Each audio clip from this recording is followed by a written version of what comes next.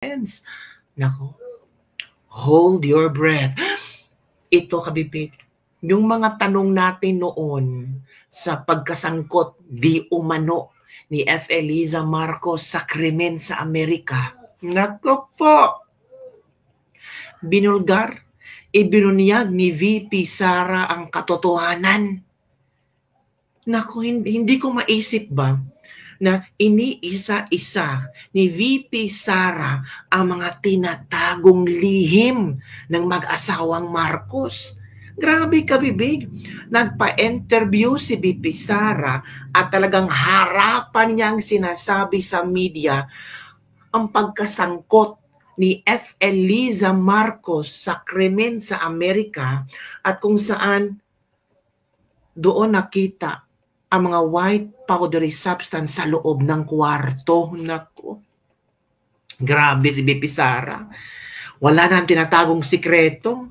Parang, sabi dito ba, nako, binuhusan ng malamig na tubig ang mag-asawang Marcos. Hinubaran ni VP Sara kung ano ang tunay na pagkatao ng mag-asawang Marcos.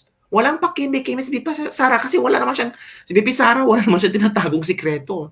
Wala naman siyang ginagawang kabalastugan.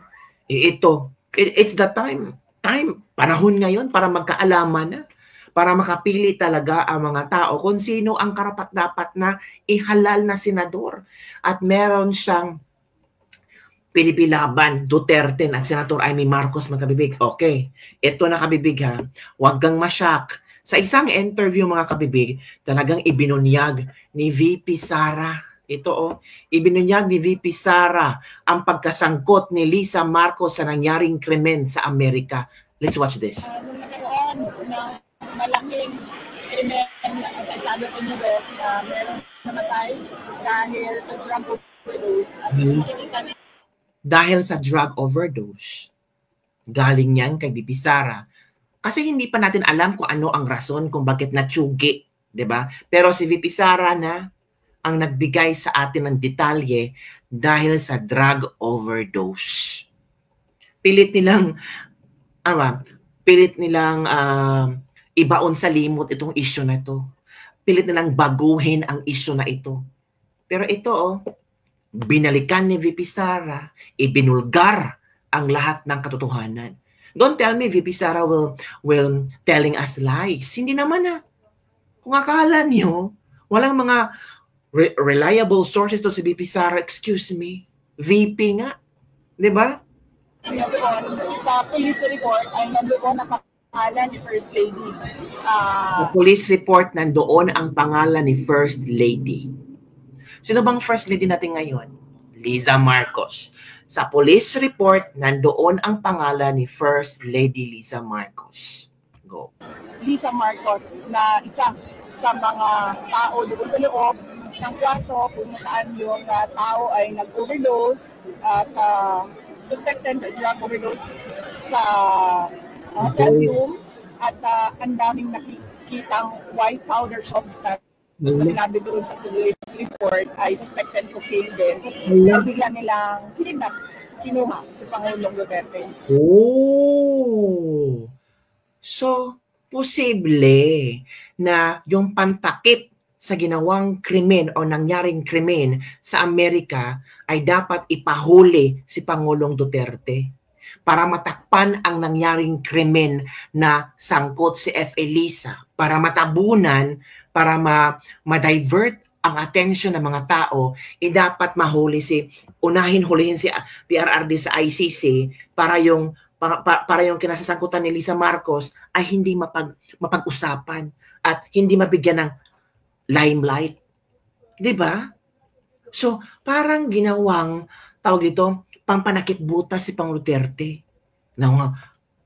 Narinig nyo ang Senate hearing ni Senator Amy Marcos. Maraming ginawang paglabag.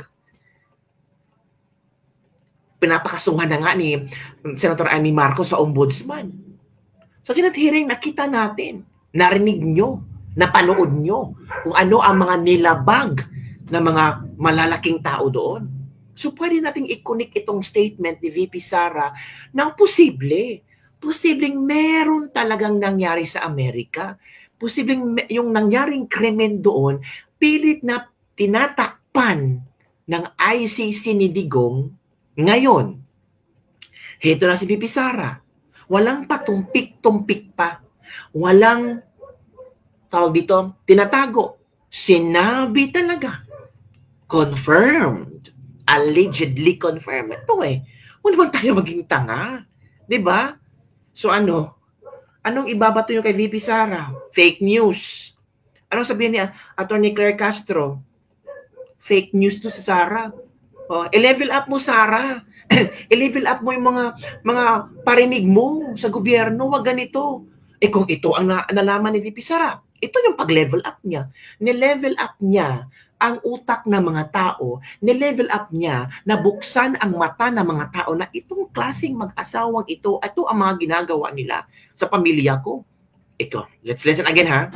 Nung nagkaroon ng malaking krimen sa Estados Unidos na merong namatay dahil sa drug overdose, at makikita ninyo doon sa police report ay nandoon ang pangalan ni First Lady Lisa Marcos na isa sa mga tao doon sa loob ng kwarto kung saan yung tao ay nag-overdose sa suspected drug overdose sa hotel room, at ang daming nakikitang white powder substance na sinabi doon sa police report ay suspected cocaine din, ay bigla nilang kinidnap, kinuha sa Pangulong Duterte. There you go. Nagkaroon. There you go. Para matabunan talaga ang istorya, kinidnap si Pangulong Rodrigo Roa Duterte. Ito na. Sabi ng mga netizen, naniniwala ako dito kasi alam natin na hindi magbibitiw si VP Inday Sara kung wala siyang matibay na ebidensya. Kunti pa lang yan, marami pa siyang bala against Kirokirupi. Ito pa.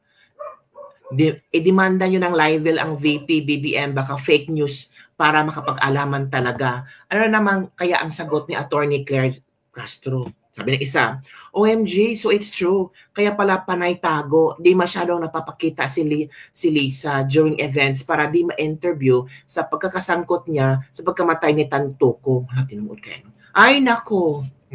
Lumabas talaga ang totoong istorya. Ito pa, ay nako, Inday Lustay, porque di ka na pinapatulan, sige ka na naman maninira, wala kang maibala sarili, kailangan mong manira pagharap mo sa mga kaso mo, tameme ka. Anong pagharap? Hindi pa nga impeachment case.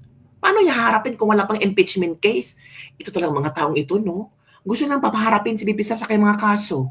Wala pa namang impeachment case. Bukas na ba ang Senado? Diba? Fake news ka, VP Sara, gusto mo lang manira sa mga ni BBM. Kasi ibinasura ka na ng BBM kasi sismusa ka. Wala, sismusa na si VP Sara. Wala ka.